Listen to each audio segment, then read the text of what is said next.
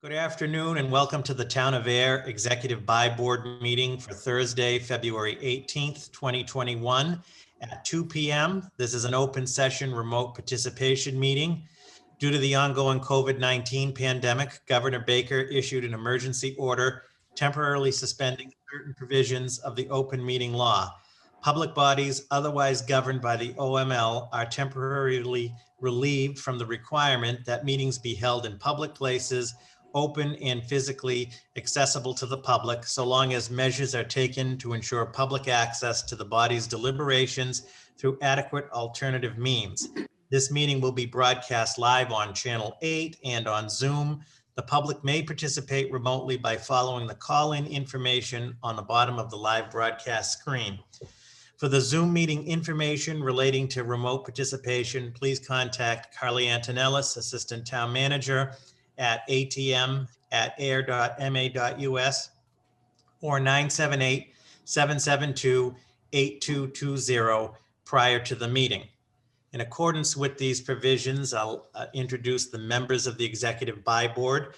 We have Selectman Scott Hood, Mr. Pat Diamond, Chair of the FinCom, Ms. Lisa Gabri, Finance Manager, Ms. Barbara Tierney, Treasurer and Tax Collector, Ms. Carly Antonellis, Assistant Town Manager. I'm Robert Pomperian, the Town Manager, and we're just waiting. Mark Smith is our other member who's not on just yet, the Vice Chair of the FinCom.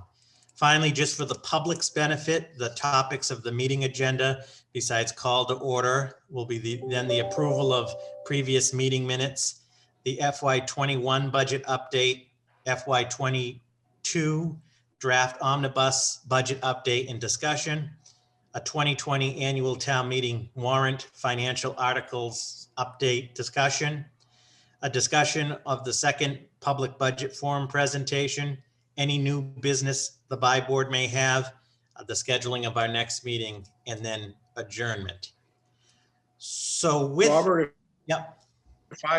Robert, if I may interrupt, I think when you started, you said you're calling to order the January 21st meeting.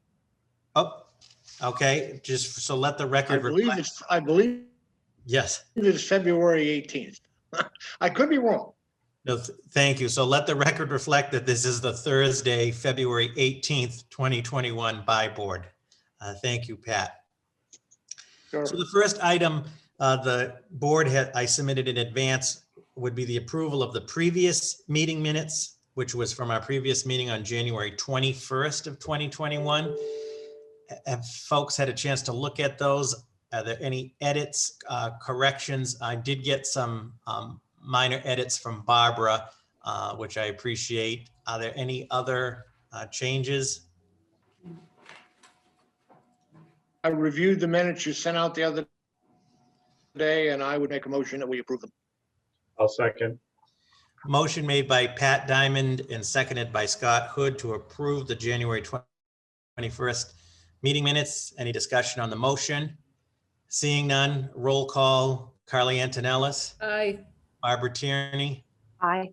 Lisa Gabri. Aye. Pat Diamond. Aye. Scott Hood. Aye. Robert Pomperian says aye. The minutes are accepted. Our next item, which we've had as a standing item, is sort of an update on the status of the FY21 budget, the budget that we're in now, as our sort of general takeaway, which has remained, is largely things remain, largely things remain on target, both in terms of spending and in terms of revenue. But I'd turn it over to Lisa Gabri first to sort of give a little bit more detailed snapshot of the FY21 budget. Lisa? Hey, hello, everyone. As far as expenses, we're running on budget or slightly less than amounts budgeted. Yeah, snow so far is running on budget as well. We're about halfway through the season and we've spent about half of that, but that could change at any moment. The only items, as you know, that require reserve funds at transfers at this time was the unemployment one, which was already approved. And there will be one for general insurances. Carly's still working with our insurance agent to figure out that amount. As far as revenues, taxes are running better than projected. Fees are running better than projected. Permits are slightly less, mostly due to vital records and building permits, but it's only slight. State revenue is on target. Meals tax is less by about $14,000. However, cannabis tax is more by about $195,000.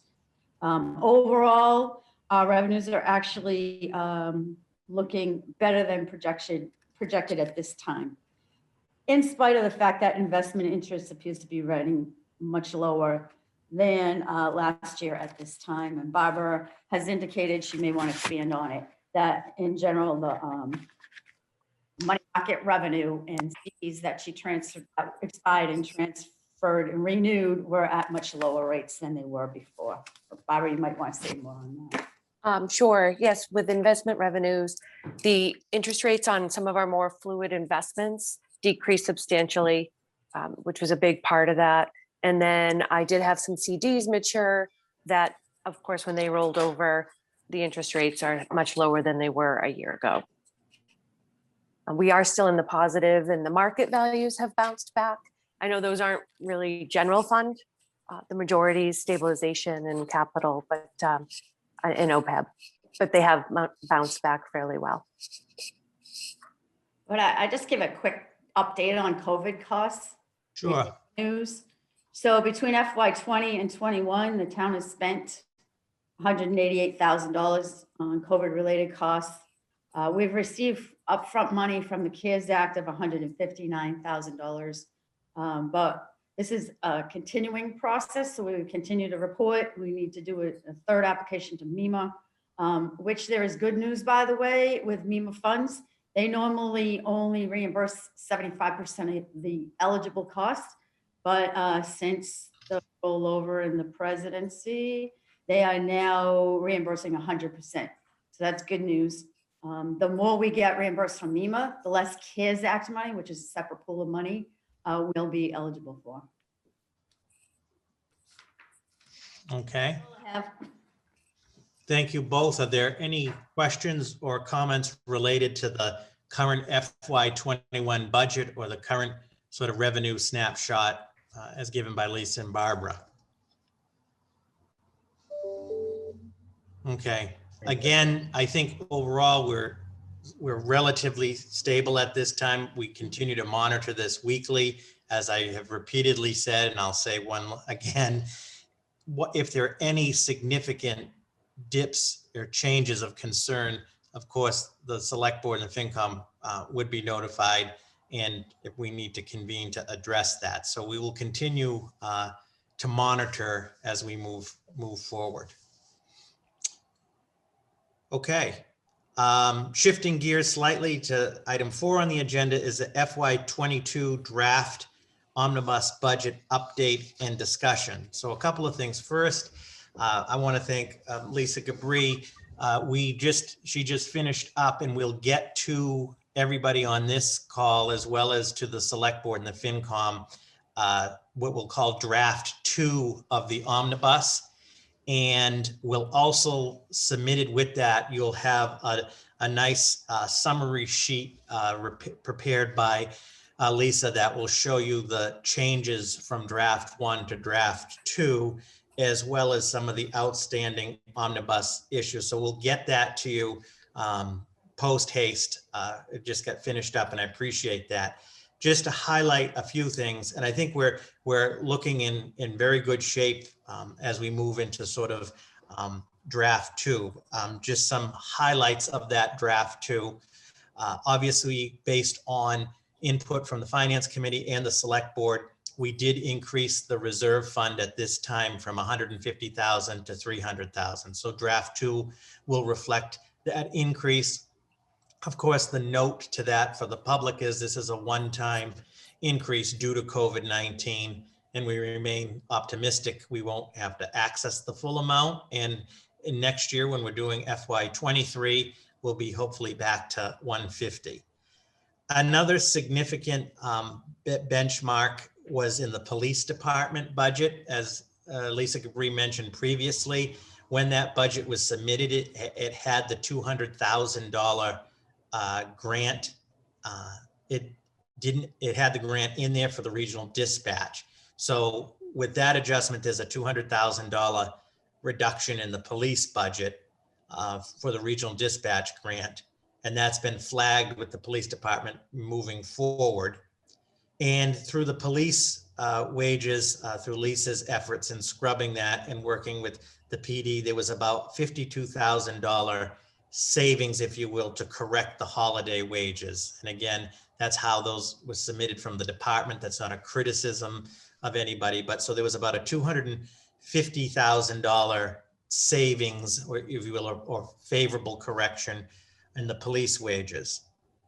The other significant in terms of savings, if you will, the long-term interest debt, there's about a $36,000 reduction there due to lower interest rates. It's an adjustment, again, made by Lisa.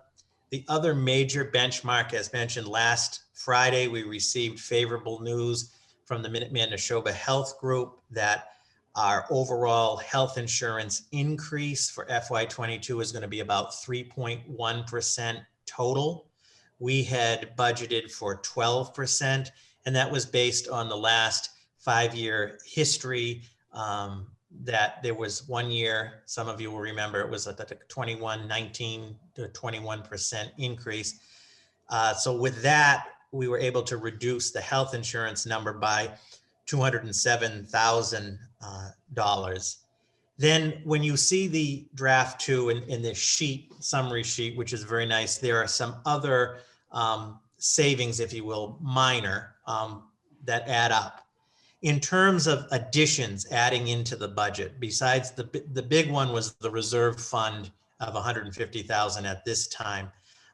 There are some minor ones. A lot of them had to do with correcting wages. That's why Lisa goes through and scrubs all of this. For example, like in the DPW admin budget, there's about a $4,000 increase on wages. That's based on doing that scrubbing exercise. On the Council on Aging, we did add back about $12,000. This budget has been reduced on the personnel side due to some personnel changes not related to COVID, but we had reduced about $12,000 in expenses at the time, and we've put those back in based on the discussion we had on the reserve fund. And in terms of the bond issue for FY21 and FY20, the borrow authorizations, the principal payments on the debt was about a $7,000 increase. And again, there were some additional minor on both sides. What you see right now is the budget from last year. So from FY21 to FY22, there's about a $465,000 increase, or at about a 2.9% increase. It was over 4% when we did the budget presentation on January 27th.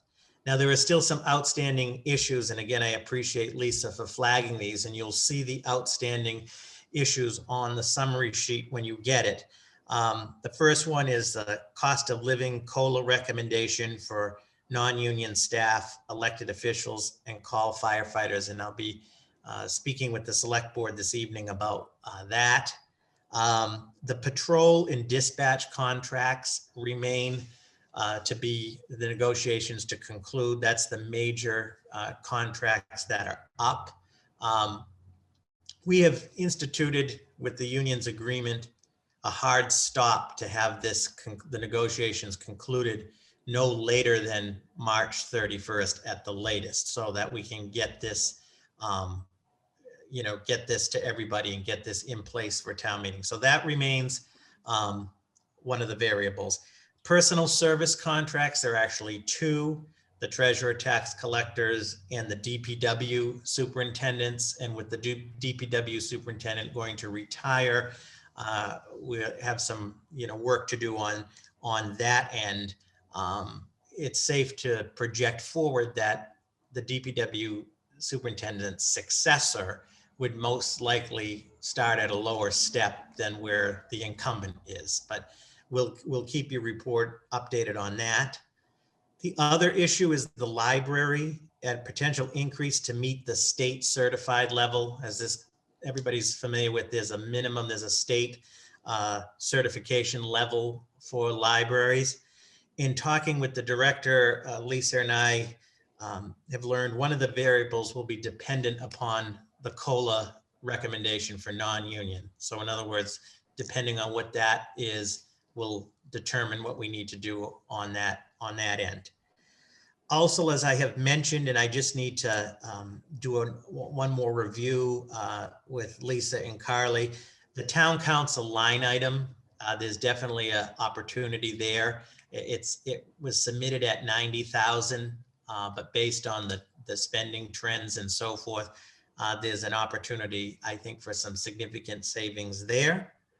And then, as Lisa mentioned earlier, under the future RFT issue, on the issue of general insurances, Ms. Antonellis is still working on that, getting some better estimates. Usually a lot of the the insurance, in the non-health insurance, these general insurances, we get more definitive estimates around this time into February, into March. So we'll keep you updated. So those are sort of the outstanding issues. And then of course, the last piece, Lisa continues to, we use that term, scrub the budget as we move forward. So I think you're going to see in draft 2 of the omnibus, we're getting closer, and those numbers are coming together. Did I miss anything, Lisa, just for the quick? Nope, you did a good job summarizing, I think. Okay. Any initial questions? I know folks want to look at the whole thing, so we'll get it to you. It'll be clearly marked draft 2. It will have, which I think we should continue to do. Lisa did a nice summary sheet, I think, that shows the exact changes all on one page for folks, and then lists the outstanding issues. Okay. All right. So progress on that front, and thank you to everyone involved. Also, as everybody knows, we do have the information on the regional school district assessment and the Neshoba Valley Technical High School assessment. The overall assessment for Ayer Shirley Regional School District, in my opinion, looked very favorable based on some of the challenges in the past year. I know many of you were at that meeting, the joint meeting we had regarding that. I also thought there was a lot of good discussion about the Fields project that remains. And then, as Scott mentioned clearly multiple times, which I agree as well, the importance of this elementary school issue. It needs to become a reality in the near future to start that process. And also the ongoing development of a true district capital plan. There's aspects of that. I mean, there's been some progress. I know the district's not on here. I'm not throwing any rocks or anything. I've talked to the superintendent about this, but I think there's still an opportunity to really develop a capital plan that more mirrors the town of Ayer's 5-year, capital plan. So, but again, no major concern from that. And then on the Neshoba Valley Technical High School side, similar, obviously an increase to our assessment, but that's driven by the increase in the number of students. So the pieces of the budget, the major ones, as you all know, are, if you will, falling into place. Anything else on FY22 as of now? Okay, so the takeaways in. Robert, I'm just curious about the, excuse me.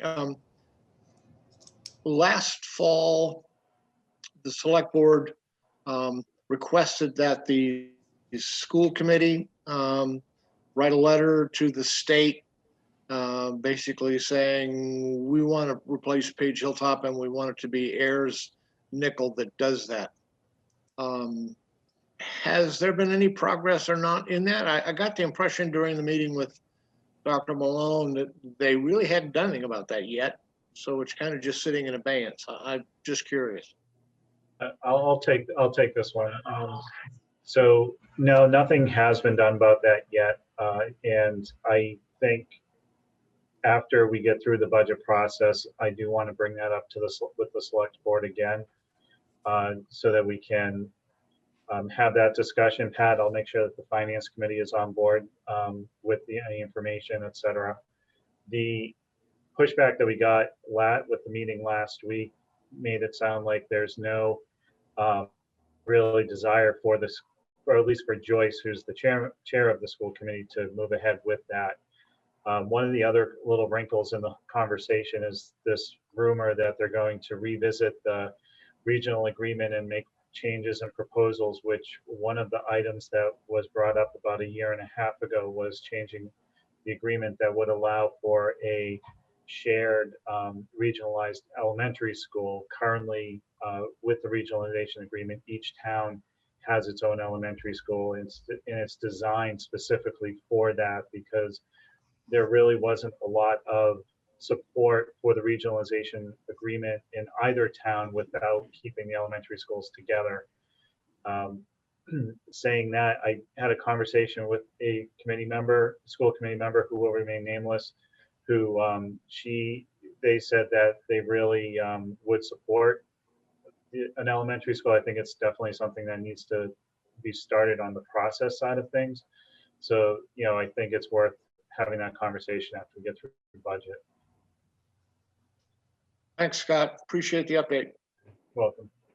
Scott, well put and agreed. I think I agree with Scott. Once we get through this budget and with the town meeting, we'll get down to the, if you will, the brass tacks with the elementary school piece.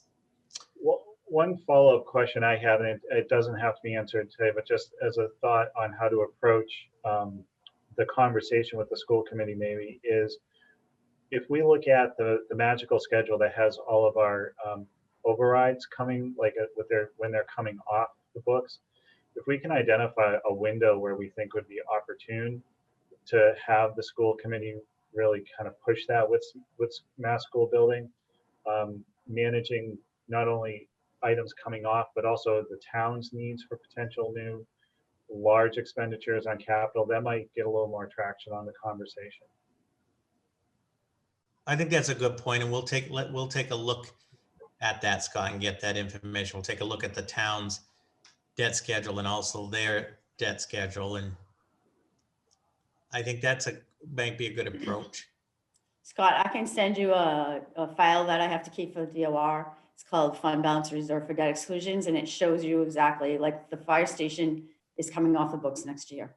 So it shows you exactly when these debt exclusions are coming off. That would be great. Thank you. That's simple. Yeah, Lisa, if you could send that to the buy board group. Okay, I can send it to you. Yeah. Okay, or I can send it to the buy board group. Great. Okay, the next item, if there's a number 5, just briefly, a 2020 annual town meeting warrant, sort of a financial articles, sort of update, review, discussion. So just a couple of housekeeping points to reemphasize. The warrant officially closes on Friday, April 2nd, and that's also the deadline for citizens petitions. We've just begun to put together sort of the draft warrant, if you will. Once we have a complete draft, we'll get that to everybody.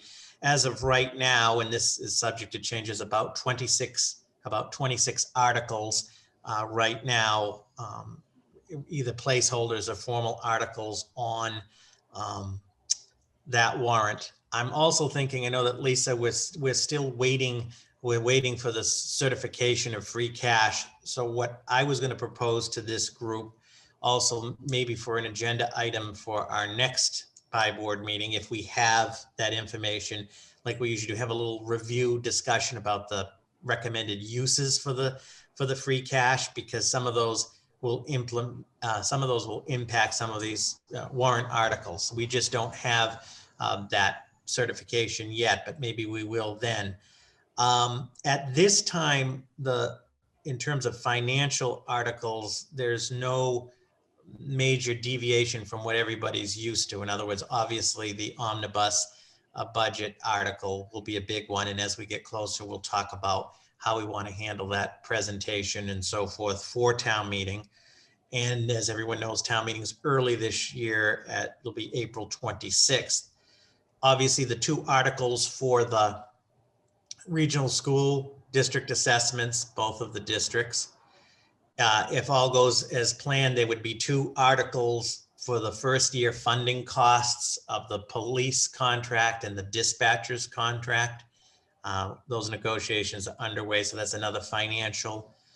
Lisa will be putting together in terms of the capital, and I know that Pat and Scott were on capital, and all those recommendations have been made as far as putting them into the articles, whether it's, borrow, whether we're using from capital stabilization. So we're getting all of that together right now. So there isn't a major update on the town meeting warrant at this time, but we will keep everybody updated on that.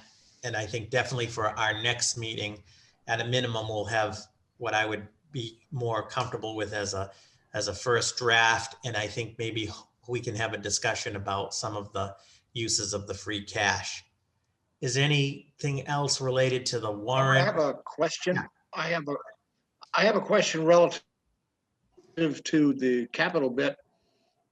We voted in the capital planning to have Chuck use the old truck instead of his personal car. And if the old truck became unserviceable, it could be replaced. And anyway, I'm wondering, is he using the old truck, and how's it going, and any status on that? He's used it minimally, the truck, for a couple of delivery things. He's used it minimally. Yeah. It's hanging in there, Pat, for lack of a better word, meaning the old truck. Yeah, so I know how that feels. But we have to check in with Chuck, and I'll get back to you on that. It's been used minimally. Yeah. Okay. The reason I ask is when he presented the idea, he seemed really, I don't want to use the word adamant because that's wrong, enthusiastic about having a better vehicle than using his own car. So I was hoping that, we've ameliorated that to some degree, but maybe not. Anyway. All right. And at this time, as I've said before, we're not at a point yet where capital needs to be revisited. We still have to move through the process. I mean, the recommendations have been made. One of the things is there's another rate review meeting next Tuesday, the 23rd. That's where we have, when I say some challenges, the big challenge is fitting, especially on the wastewater end, fitting all of that into a rate that is reasonable and palatable and acceptable to the extent that rates are, both for the select board and then for town meeting. So right now, capital, there hasn't been any changes. Obviously, if there is a need for a change, Select Board FinCom will be notified, and we'd have to reconvene the Capital Planning Committee, which on occasion we've had to do to make adjustments. But as of right now, that piece is in place. Okay. Number 6, if you will, and I always value your thoughts and input per the budget schedule. As you know, the second budget forum is scheduled for March 8th, Monday, March 8th at 6 p.m. on Zoom.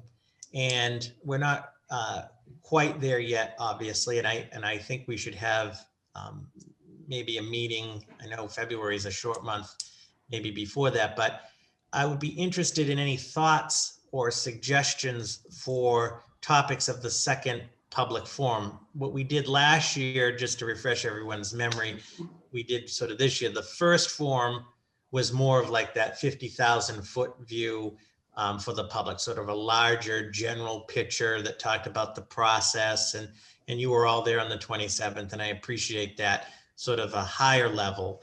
And then what we did last year when we get to the second presentation, we sort of focused down onto some of the more specifics that folks could ask questions about, but also that folks would be seeing in the warrant and seeing when we get to town meeting. So for example, we did a piece on the major, and we had more specificity on the budget drivers. We did a snapshot on capital. So I'm interested as to what folks think would be of interest or value, what wouldn't be, what doesn't work. So I'd open it up to any thoughts on that as we begin to prepare for that.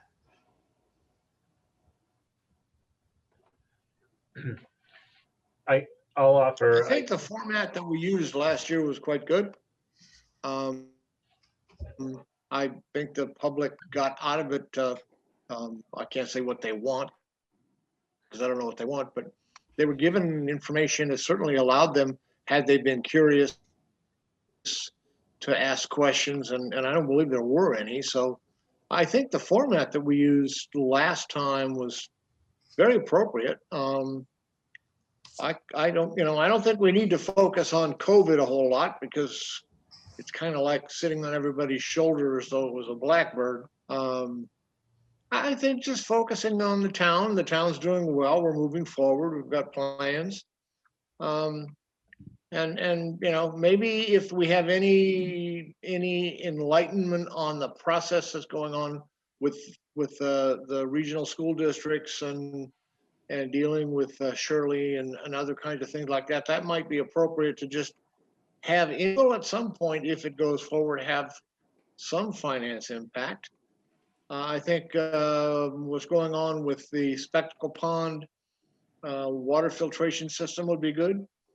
And I noticed that the Army is pretty close to saying they're done with the cleanup from Devon's. I just saw that the other day. So, those things have an impact. And I think it might be interesting just as a note to point them out, but it's certainly not necessary. Okay, thank you. Okay, other thoughts, Scott? Yeah, I think with the first one where we did the high level, I always like the deeper dives on the second one with the changes since the first budget was presented. And, kind of to Pat's point, maybe we do spend a slide on items that are kind of on a look forward of items that may be impactful over the next 12 to 18 months to the town. It doesn't have to be a lot of detail, but just get the information out there. Okay. Okay. Good. And what Pat mentioned, and I, because there isn't a lot, nothing has really changed on the COVID front. And we did that in the first budget presentation. We did it at the town meeting in June. I mean, obviously, if that changes between now and then, I'm sort of leaning towards not even really touching upon, at least devoting it slides and a lot of time to COVID impacts for the second one. Yeah, I mean, you give the COVID updates during the select board meetings. So, if there's financial impacts, during the select board meetings, that's been brought forward. So I don't think we really have to get into the COVID. Okay. Okay, anything? I mean, if Ayer was to be chosen as a vaccination site, that would be something worth mentioning. Because that's an absolute debacle. But I doubt that's going to happen. If we get chosen, Pat, we'll have you come fire the cannon to notify the populace. I don't need to fire the cannon. I'll just go first. All right. Okay. All right. If, as we move forward, if you think of something, please zap me an email with respect to the March 8th presentation. And as we get sort of the outline together, I'll bounce that off some of you as well. But if you think of something, let me know. And also, as we always do, I'll have all of the department heads there to answer any questions that the select board or FinCom may have, as well as the public. And we'll use that general format works as well. Brief presentation, then open it up to the select board FinCom for questions, comments, and then open it up to the public. And we'll start to promote that as well. And in that promotion, because sometimes folks can't make it or folks don't like to, publicly speak even on a Zoom platform, we'll put in there information about submitting questions in advance and comments. And if we get some, we can also go through those at the forum, sort of like we did at the police forum. Okay, moving right along under new business. Is there any new business at this time? I have a couple of things I just wanted to put under new business. First of all, we are still working on the ClearGov project, and we will have an update at the next meeting on that. As everybody knows, that has been delayed, but is important to move forward because it has been delayed. We are moving forward to do for this year a traditional annual town report like we usually do. So that's in the works with a deadline of March 12th for all of the reporting information. And in talking with Carly, we've just started to update the budget book. So we will also do, because the ClearGov platform won't be ready for April 26th, we will also do another budget book like we did last year. So I think the first step is Carly, Lisa, and us on our end will update last year's, and then we can maybe take a look at that at one of our future meetings, and so everybody's on the same page if we need to make any adjustments or so forth. So, but we are confident that, sort of like what Scott mentioned with the elementary school, once we get through this town meeting and budget, we will be in a position to ramp up and implement the ClearGov platform. It's just the COVID, and as much as I hate to say it, on both the ClearGov side and the town side, created unforeseen delays that impacted it. But we do have a plan to address that moving forward. Any other new business? I know we have, just to refresh everybody's memory, sort of on our new business table, we'll call it. We have, the issue of developing a financial policy for the acquisition of real property. We talked about the development of a financial policy governing the use of UDAG funds. I know I'm going to forget one. I have the list just not in front of me. So I know we have some things on the new business front, which I think once we again get a tad of a breather after the town meeting, we have some good projects moving forward. But are there any other new business or urgent business that folks want to at least bring up or sort of get on the table, as they say? I'm wondering if there's any updated status on the replacement for the care of the aged, take a home that was shot down at the fall town meeting. Is there any progress on that? On the senior center? Yeah, in the senior center activities. So we are going to reconvene the internal group that worked on that with the consultant to talk about some next steps to approach that. And then from that, advise the select board and of course the FinCom and the public sort of what the next steps are, how we resolve that issue. So that is definitely a coming attraction, Pat. Yeah, I think that's an important issue for the town. Mm-hmm. And even though it got, the original idea got shot down, which is fine, we need to continue to put that in front of the town and say, this is not something that we've gone to sleep on. We're still working on it. And whatever steps are to do that, I think that would be appropriate. Okay, yep. What I heard at that town meeting was a lot of people very much supported a new senior center. They just didn't like the site. That's what I heard. So they are Exactly. a new I senior. agree. That's kind of, the timing. that was my a bit sense off, too, so- Lisa, that there's support for it. The location was unfortunate, but there's support for it. So I think that's a good thing and it's a positive thing for the town. Scott? Yeah, I agree with Lisa. I also think just the timing, also with COVID, didn't really work out. So Yeah. kind of a perfect storm at town meeting with those two things. That's agreed. Perfect storm is a good way. So, yeah, so I think the takeaway is sooner than later, having an update and a plan, and we'll discuss that with the select board and the FinCom, and then of course also the public as we move forward. But that is a priority project for the future. Anything else on new business?